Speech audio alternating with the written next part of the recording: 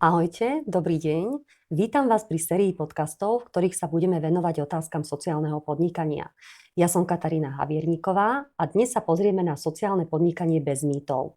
Čo to je, komu to dáva zmysel a čo je na tom biznisové. Mojou hostkou je magistra Ingrid Nová Almáši, PKCS, zakladateľka a konateľka virtuálnej šéfky, registrovaného sociálneho podniku. Inka, vitaj na pôde Trenčianskej univerzity Alexandra Dubčeka v Trenčíne, Fakulte sociálno-ekonomických vzťahov. Dobrý deň, ďakujem za pozvanie a veľmi sa teším, že práve vaša univerzita otvára túto dôležitú tému, že ideme popularizovať sociálne podnikanie a práve Fakulta sociálno-ekonomických vzťahov je na to ako ušitá. Ďakujeme, Inka. Keď sa povie sociálne podnikanie, čo si ľudia najčastejšie predstavia? Charitu. Ľudia si predstavujú charitu, že musia pomáhať, podporovať, že to musí nejakým spôsobom dotovať, že musia nejakým spôsobom pomáhať ľuďom v neľahkých životných situáciách, čo je jeden z takých najčastejších predstav, s ktorými sa stretávam. A že sú tam len handicapovaní ľudia, ktorých nejako buď sa takí narodili, alebo život im to v osude pripravil. Čiže toto najčastejšie, to charita, sa s tým stretávam. A ešte s čím sa stretávam je to také nepekné, ale poviem to, že zneužívanie systému. Áno. To sú veľmi diskutované témy, ktoré rezonujú aj v spoločnosti. Ja o tebe viem, že ty máš 25 rokov praxe a z toho 20 rokov si pôsobila v rôznych riadiacich pozíciách. Zaoberala si sa aj otázkami projektového manažmentu a viedla si aj veľké týmy v korporátoch. Ako si sa vlastne dostala k sociálnemu podnikaniu? Toto je dlhý príbeh, na to nemáme dneska čas v tomto podcaste, ale mala som veľmi vážny pracovný úraz, spadol som mnou výťah, čiže následky boli fakt katastrofické. Som rada, že som aj chodím. A samozrejme za tým dlhé roky liečenia a všetkých vecí okolo toho. No a keď som sa konečne po cca 7 rokoch vyliečila v zmysle, že som bola schopná dostať sa na pracovný trh, lebo stále som invalid, tak nikde ma nechceli zobrať do práce. Proste bola som invalid a vtedy ešte sa mohli na pohovore opýtať, či som invalidná, či mám nejaké obmedzenie. Potom to tuším v roku 2015 alebo 2016 zmenili, že už sa nesmeli na pohovoroch túto otázku pýtať. A ja som sa ocitla na smetisku pracovnej sily, čiže z postu top manažérky som skončila v chránenej dielni, kde ma poslali z úradu práce. A úrad práce ma dal do chráneného pracoviska. V tom čase to skutočne tak ešte len vznikalo a ja som chodila do toho chráneného pracoviska len ako taká výpomocná sila, veľmi som tam trpela. Ale mala som šťastie, pretože som končila vysokú školu, ja som si robila vysokú školu už taká obstarožnejšia vo veku. A keď sa to celé zmenilo, že už sa nemohli na pohovoroch pýtať, tak ja som si okamžite reagovala som na inzerát, tedy to bola Stredoslovenská energetika a chcela som sa naspäť vrátiť do toho manažmentu. Prijali ma úplne na prvý pokus, ale čo som si ja uvedomovala, ja som potom išla do veľkých ďalších nadnárodných spoločností, lebo aj predtým som robila vo veľkých. Ja som zistila, že nestíham tým zdravým ľuďom v procese, že nie, že by som bola stále na PN-ke alebo niečo, to vôbec nie, ale že ten môj handicap cítim a že ja som ho potom dorovnávala.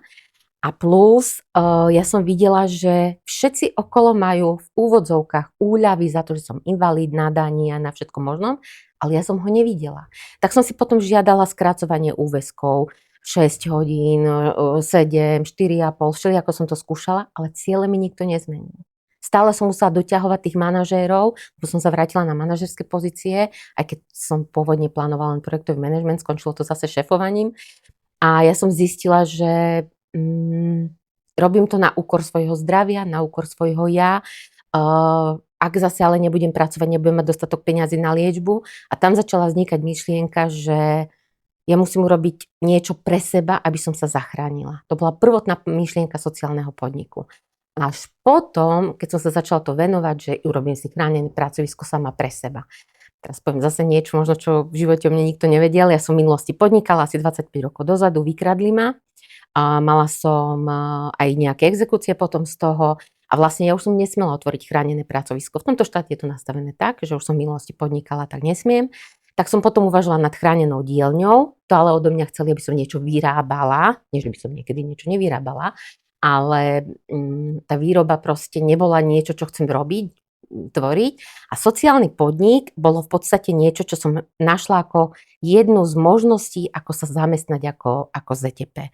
A tak úplne začiatnú myšlienku, že chcela som zachrániť seba, vznikla virtuálna šéfka a ja teraz idem pomáhať iným, aby sa začlenili do trhu práce. Ďakujem, že si nám to objasnila. Ty si nám vlastne načrtla aj témy, ktorým by sme sa dnes chceli venovať. A v mojej ďalšej otázke, ktorú by som ti rada položila, by som rada vyvrátila dva také základné mýty. A síce, jedným z tých mýtov je, že sociálne podniky nemusia byť profesionálne, lebo robia dobro. Stačí nadšenie, procesy a kvalita nie sú až také dôležité. A druhým mýtom je, že sociálne podniky nesmú byť ziskové. Inka, čo podľa teba robí sociálny podnik biznisom? Aké sú tam pravidlá hry a ako to v skutočnosti je? Výborné otázky, dúfam, že som si ich všetky zapamätala. Zopakujem si ich veľmi rada. Ďakujem ti veľmi pekne. Ja od začiatku cítim, že to má biznisovú rovinu. Vidím to z toho svojho 20-ročnej skúsenosti, keď som robila na projektoch aj ako manažér a ja tam od začiatku cítim, že to môže byť ziskové. A plus, ja už keď som sa rozhodla, že idem do toho sociálneho podniku, takže Katka, ja som musela urobiť biznisový plán pre podnikateľský biznisový plán pre sociálny podnik a musela som dokázať ministerstvu, ak som chcela získať štatút, že budem ekonomicky zdravá. To málo kto vie toto.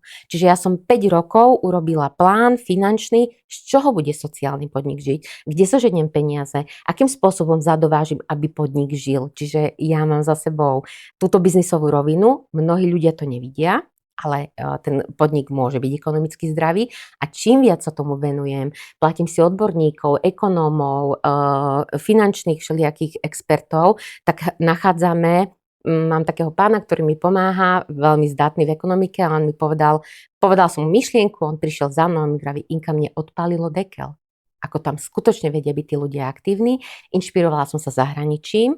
V Španielsku fantasticky fungujú sociálne podniky, vo Veľkej Británii, v Nemecku, v Taliansku. Je to veľmi dobre podchytené. A našli tam, že to je nevyužitá ľudská pracovná sila na trhu práce. Toto ja presne chcem poukázať a vychádzam zo seba, že som mala, dovolím si povedať, že obrovský potenciál a videla som, ako som bola nevyužitá na tom trhu práce. Takže tam vidím biznisovú rovinu. A druhú si sa pýtala, že či je pravda, že sociálne podniky nesmú byť ziskové? Sociálny podnik musí byť ziskový. To bola ďalšia podmienka, keď som predkladala projekt, aby mi schválili alebo zamietli vlastne to sociálne podnikanie a ja musím dokazovať, že zisk donesiem. A ak by som nebola zisková, tak ministerstvo má právo mi ten štátut po nejakom čase a v nejakých plnených podmienkách odobrať. Čiže sociálny podnik má byť ziskový. Ďakujem. Chcela by som sa spýtať, ty si predtým spomínala charitu, chránené dielne, chránené pracovisko. Ďalším takým mýtusom je totižto, že ľudia si často myslia, že sociálne podnikanie je charita. Vieš tento mýtus nejakým spôsobom vyvrátiť? Áno. Áno, začnem od konca. Čiže sociálny podnik, okrem klasicky, čo si ľudia predstavia, že možno nejako ľudia v tej sociálnej vrstve na okraji spoločnosti, do sociálneho podniku patria napríklad aj študenti. Čiže keď sme na pôde univerzity a akademickej pôde, tak ja vidím obrovskú príležitosť a neviem, ktoré sociálne podniky to robia. Ja zatiaľ poznám veľmi málo tento trh, lebo je málo popularizovaný.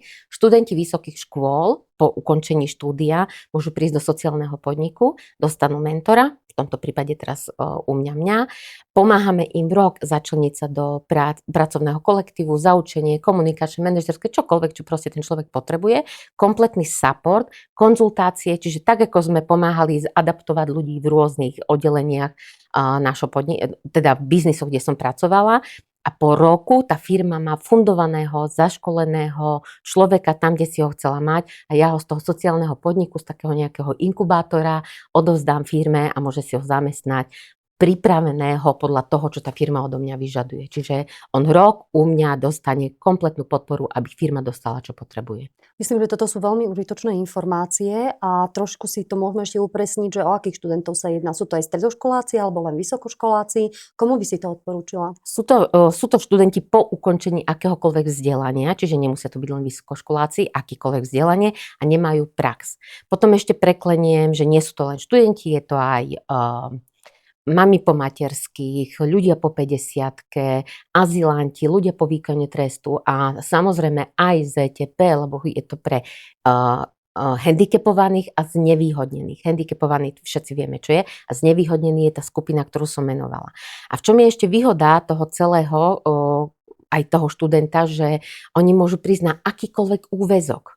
Čiže keď ten študent povie, že chce pracovať 3x3 hodiny alebo ten handicapovaný 2x4 hodiny do týždňa, tak ten sociálny podnik má tú výhodu, že mu tu dá firmu v tých svojich headcountov a nastavených a číslach to neobmedzuje. Je to plusový človek, ktorý tam môže pomáhať a ten handicapovaný alebo študent po vysokej škole drávi, ktorý nemá prax, nikde ho nechcú zobrať, tí ľudia sú tak nadšení, že tam sú také obrovské výsledky s tými ľuďmi. Ja ako manažérka mám veľmi dobrú skúsenosť so študentami, brala som ich do veľkých projektov, pamätám si jeden z posledných projektov, kde som priniesla firme obrovské tisíce a pomáhali mi na nich študenti, kde nikto sa s nimi nechcel hrať, lebo treba ich zaučiť, venovať sa im. A mňa presne toto baví, o tomto moje sociálne podnikanie je. Áno, presne toto si myslím aj ja, že aj my máme veľa študentov.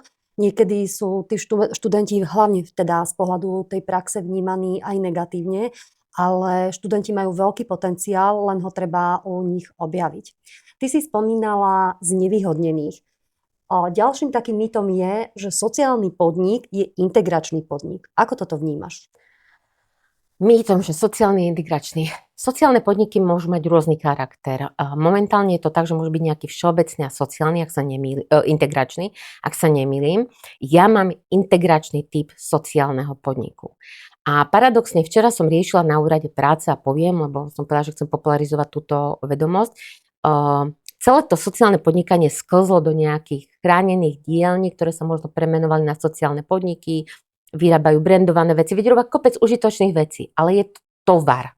A teraz sa poďme baviť o službe, ktorú som pred chvíľou rozprávala, že ja chcem pomôcť integrovať tých ľudí na trh práce. Čiže či je to študent, máme sa teda o tých študentoch, lebo môžu byť a tie ostatné kategórie tiež. Čiže keď je to študent, tak ja mu pomôžem urobiť všetko preto, v spolupráci s firmou, aby som ho na ten trh práce dostala, aby sa netrápil sám, aby nemusel, keď je možno aj odborník, lebo aj študenti sú odborníci šikovní, že by mohli ísť rovno na fundované pozície, ale povedzme si na rovinu, kto ho dá rovno na manažerskú pozíciu, hoci by mohol byť.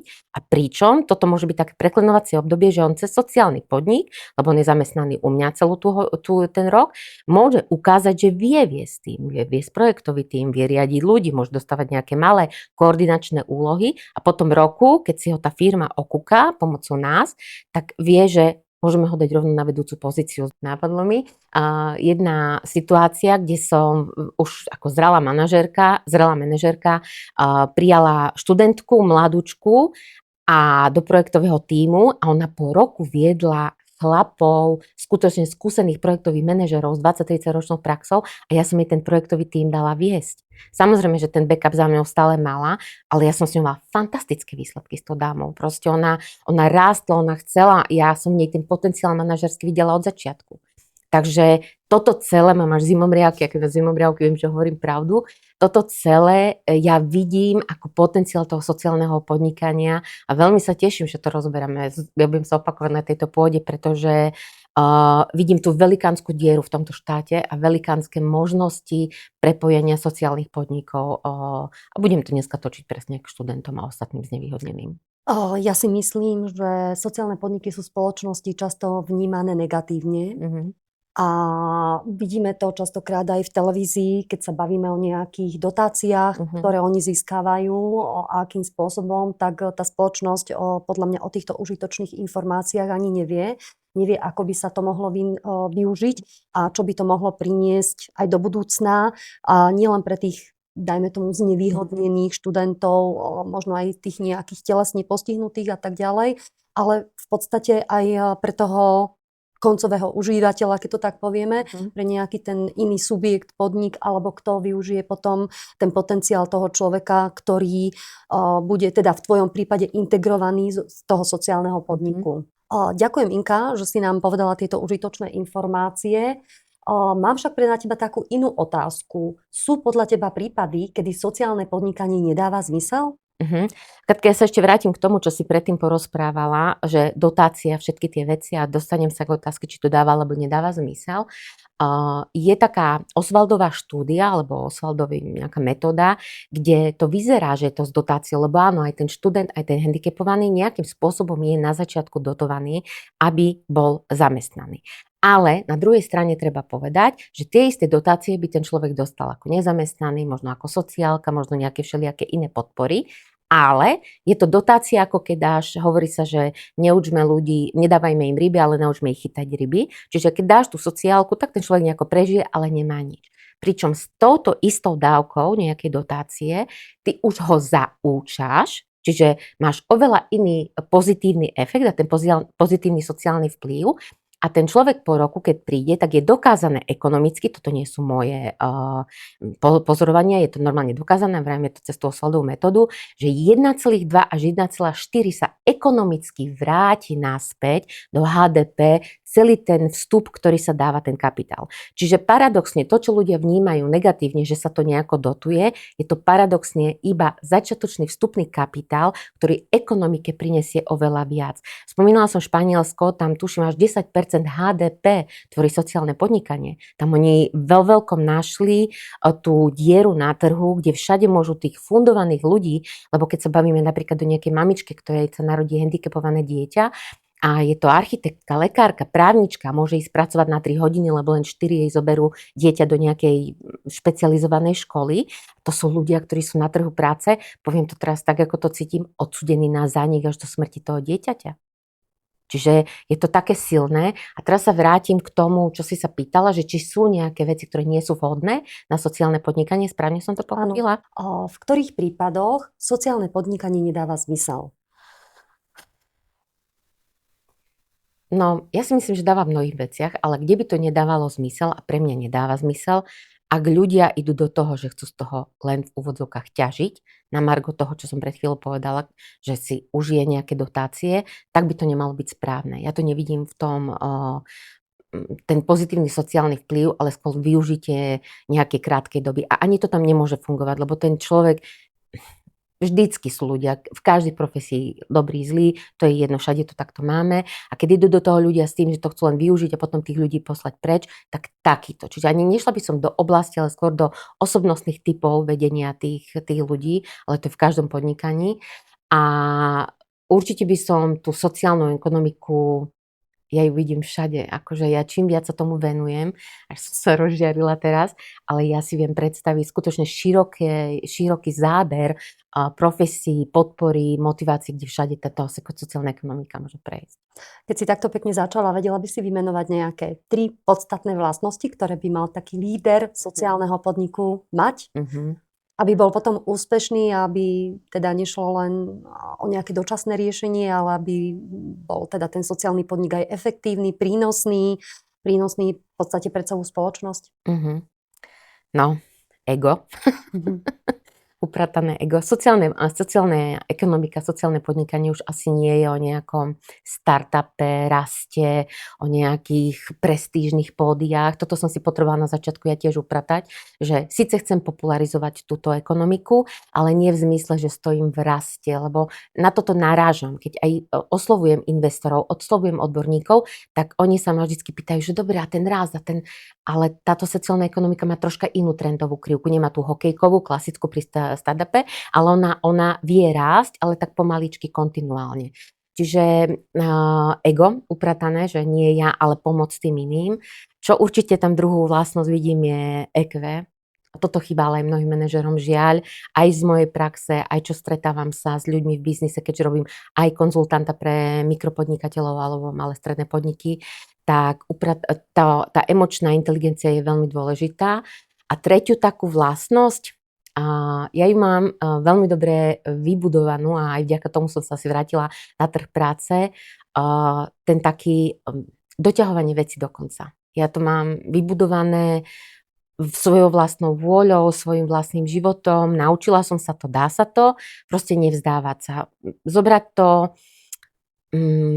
ako v športe. Prehráš zápas, ja som hrávala kedysi v minulosti basketbal, my sme prehrali zápas, mala som fantastickú trénerku a trénerka si s nami sadla, vtedy neboli videá ani nič, lebo však ja už som tiež troška vyšší ročník a nám porozprávala, toto si urobila, z tejto strany si išla, takto si to urobila, preto sa ti to nepodarilo. Ak to na budúce urobíš inak, tak sa ti to podarí. A ja, dievča z Markušoviec, z východného Slovenska, som hrala na zápasoch v Ružomberku, kde bola Hejková, kde sme všetci k nej vsiadali a poučiť sa z toho neúspechu.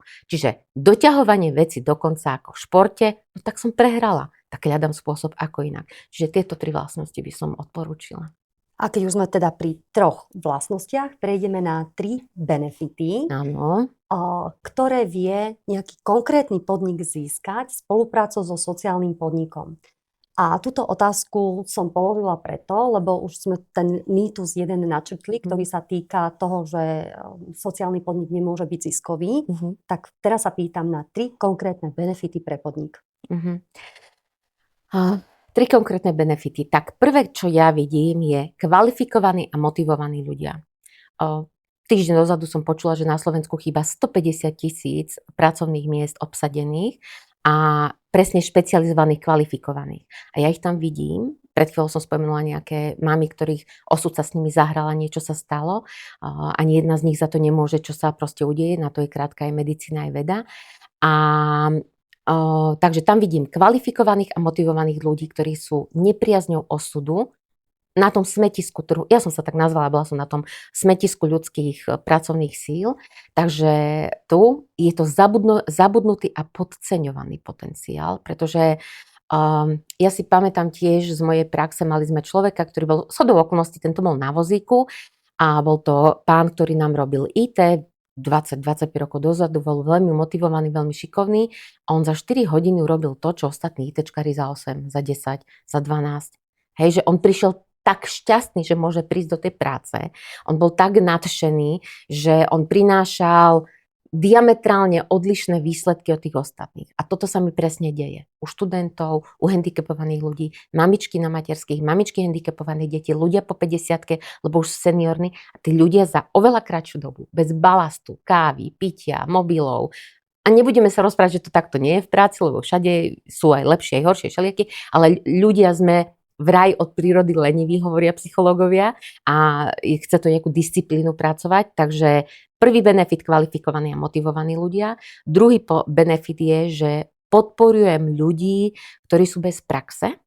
To je obrovský benefit, lebo všade chcú, aj ja keď som začínala, ako máte prax, nemám, ale chcem. Všade som.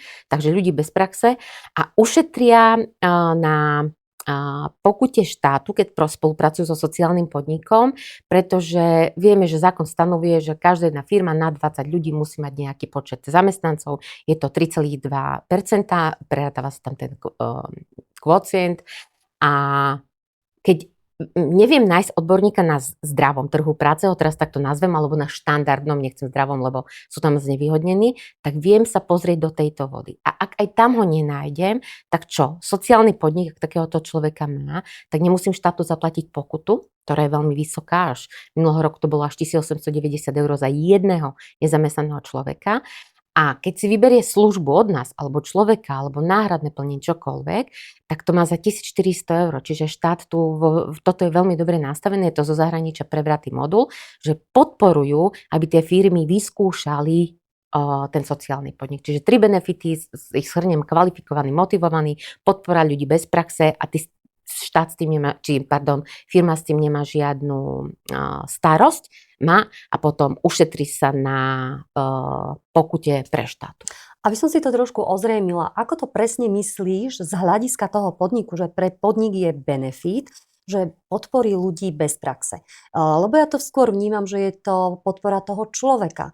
A aký prínos to má teda pre ten podnik, že z čoho tam ten podnik benefituje? Pretože on rok tú prax získava v sociálnom podniku. On je síce integrovaný priamo v tej firme, ale nezaťažuje finančne nejako tú firmu.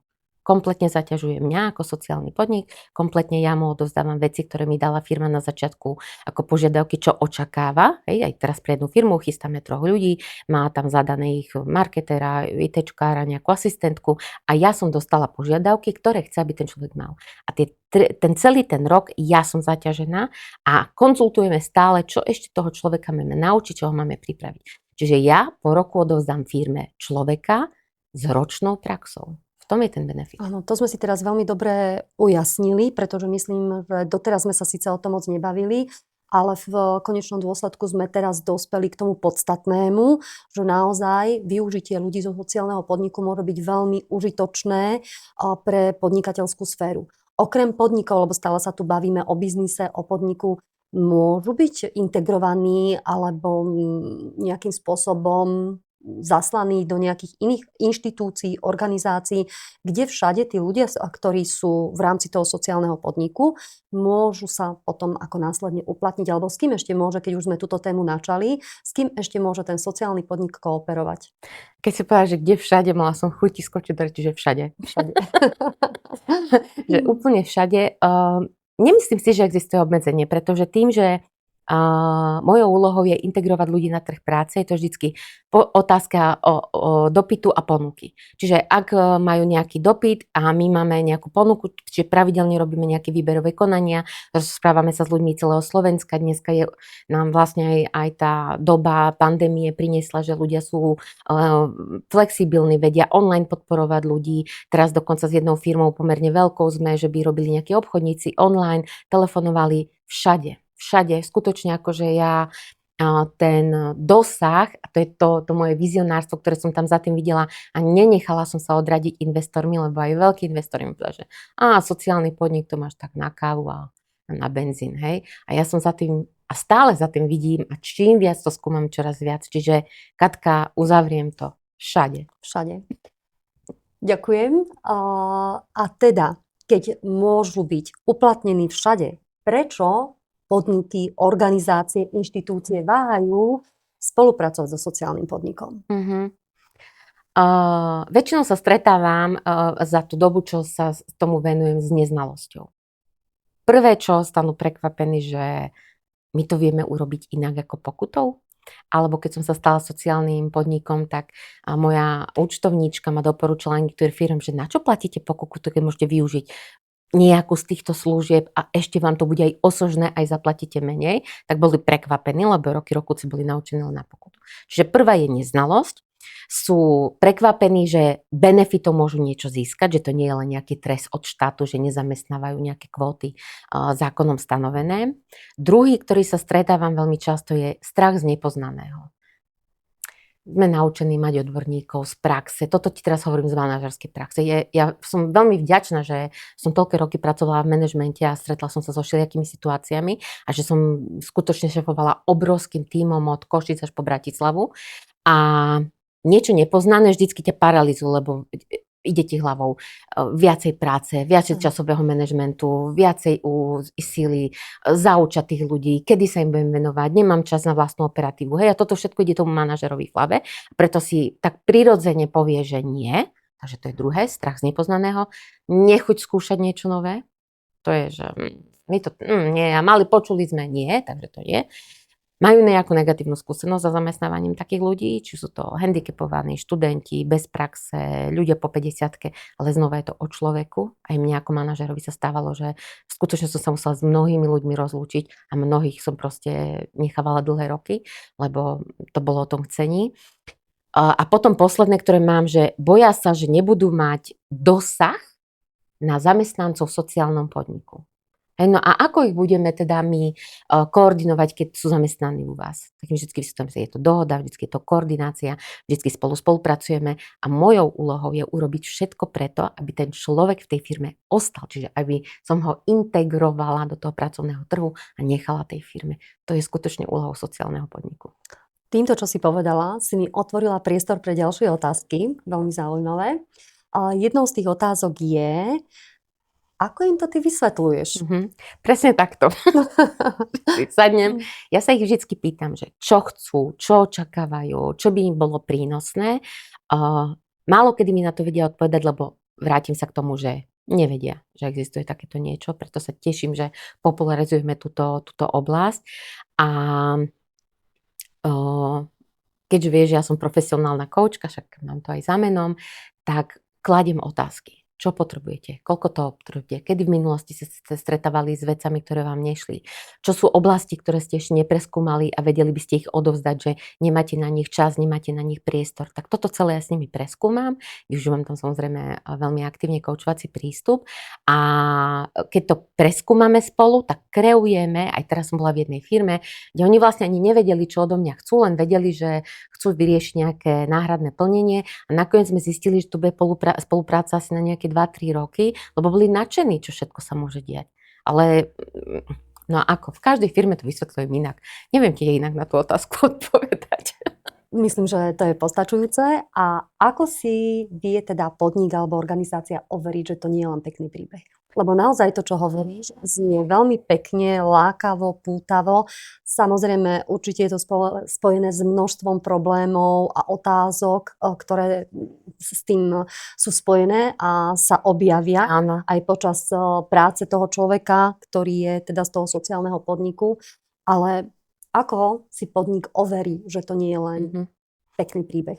Toto je veľmi ťažká otázka, nie že by nemala riešenie, má, ale keď sa zamyslím, že ako by to mali overiť, tak v prvom rade existuje určite databáza sociálnych podnikov, ktorá je aj na ministerstve, aj zoznamy, aj všetko. Aj.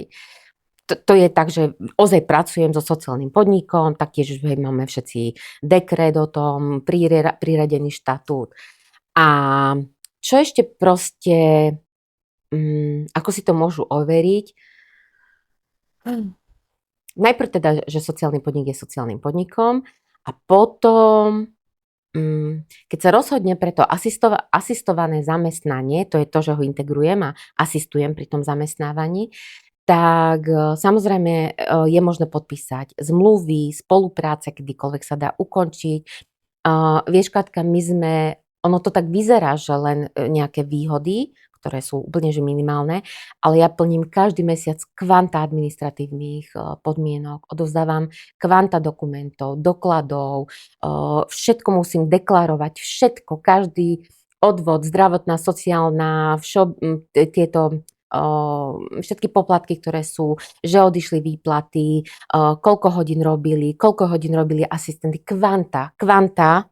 Hej, teraz od minulé mesiace to už aj nejakým spôsobom elektronicky, ale táto istá kopa ide elektronicky, kvanta príloh, overení a kedykoľvek si to môžu skontrolovať. Čiže ak skutočne pracujem so sociálnym podnikom, dohodneme sa na službe podľa dohody, tak tam ja si myslím, že už nie je cesta, ak vidia, že ten majiteľ je ochotný spolupracovať. Čiže neviem ti úplne exaktne na túto otázku odpovedať, jedine takto okľukov, že tí ľudia nevedia, akou mesačnou záťažou administratívy ja prechádzam a som v žiadnej firme toto nezažila, čiže ja musím ministerstvo každý mesiac prekladať a deklarovať, že plním všetko, čo som urobila. Áno, je to tak, presne ako hovoríš. Pred 2 dňami som v správach zachytila práve túto informáciu, že sociálne podnikanie je zaťažené veľkou administratívnou záťažou a je to spojené presne s množstvom práce, ktorú musia tí, ktorí tento sociálny podnik vedú, odviesť, aby vykázali všetky dokumenty, ktoré sú potrebné pre tú ich prácu, pre tú ich činnosť, aby teda mohli byť ďalej evidované v rámci evidencie sociálnych podnikov. Presne tak. A keďže sa, Inka, blížime na záver nášho rozhovoru, tak ťa poprosím, skús nám teda jednou vetou, ale naozaj, že jednou vetou, zhrnúť, čo je najväčšia výhoda sociálneho podnikania pre firmy a pre spoločnosť. Keďže sme sa trošku rozprávali o tej téme, tak ja som si pripravila, že sociálny podnik premieňa spoločenský problém na ekonomickú hodnotu, pretože aktivuje nevyužitý ľudský potenciál. Vynikajúco, vidno, že sme na akademickej pôde, kľudne môžeme toto zakomponovať vo výučbe a ako konkrétnu definíciu a poučku. Určite ťa budem citovať, pretože v rámci predmetu, ktorý učím, sociálno-ekonomické procesy v hospodárstve, je sociálne podnikanie jednou z tém, ktorej sa venujem. A som rada, že sme túto debatu začali, aj že sme sa začali týmto otázkam ohľadom sociálneho podnikania venovať, pretože myslím si, že je to veľmi užitočné. A rada by som pokračovala aj v ďalších témach, ale predtým, ako sa rozlúčime s našimi poslucháčmi a divákmi, tak mám pre teba pripravené 3 rýchle otázky na záver. Čo je podľa teba najväčší mýtus o sociálnom podnikaní? Že zamestnávanie znevýhodnených zaťažuje ekonomiku a znižuje výkon firiem. Jedna vec, ktorú môže podnik už tento týždeň urobiť, je zavolať mi a zistiť, čo všetko môžu získať. Akú myšlienku si poslucháč môže odniesť z dnešného podcastu?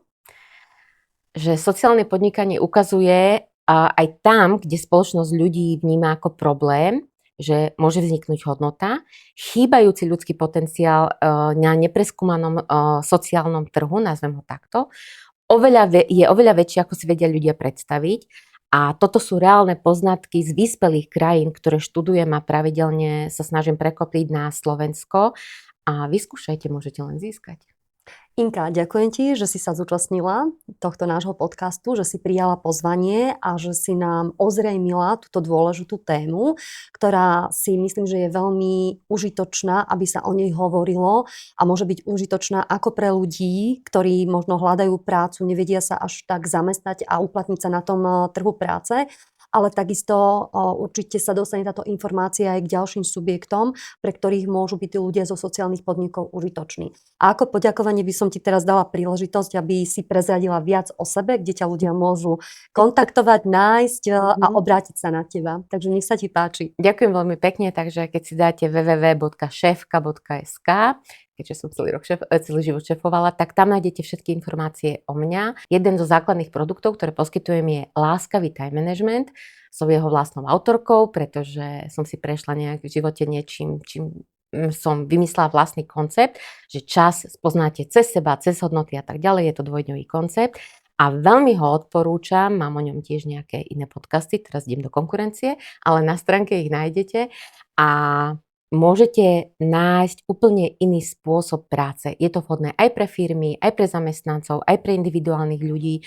Čiže toto je také jedno, čo by som možno chcela odporúčať firmám, keď nevedia, čo využiť na začiatku sociálneho podniku, možno nemajú koho zamestnávať. Určite by som odporúčila láskavý time management.